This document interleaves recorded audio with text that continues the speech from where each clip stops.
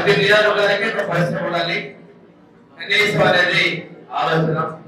పరిశ్రమ వస్తే ఇలాంటి వాళ్ళందరూ కూడా సాంకేతిక సహాయాలు అందించేటువంటి అవకాశం ఉంటుందని కూడా తెలియజేస్తాం. ఈరోజు ఐటీఐ టెక్నికల్ ఎడ్యుకేషన్ లో ఫస్ట్ స్టెప్ అయితే సెకండ్ స్టెప్ పాలిటెక్నిక్. తర్వాత మీరు కూడా ఇంజనీరింగ్ లో కూడా ల్యాటరల్ టీచర్ అని కూడా అవకాశాలు ఉన్నాయి. విద్యార్థులు లేకపోకుండా ఇంజనీరింగ్ లో అవకాశాలు ఉన్నాయి మర్చిపోకుండా.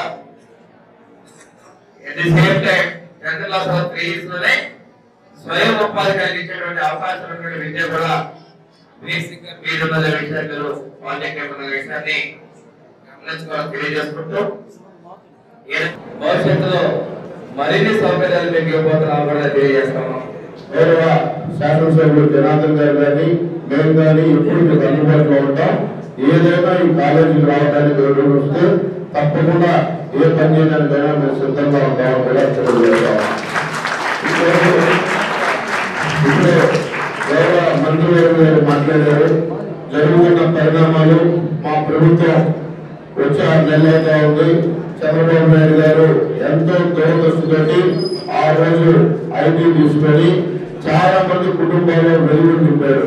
అలాగే ఇప్పుడు రాబోయే రోజులంతా ఆర్టిఫిషియల్ ఇంటెలిజెన్స్ పైన మనం ఎంతో ఫార్వర్డ్ థింకింగ్ తో వెళ్ళి మీరు కూడా ఈ యొక్క స్కిల్ డెవలప్మెంట్ కూడా మీరున్న స్కిల్స్ ని బయటకు తీసి మీ నైపుణ్యతను తీసుకువెళ్తే తప్పకుండా ఈ ప్రభుత్వం కూడా మీకు అండగా ఉంటుంది.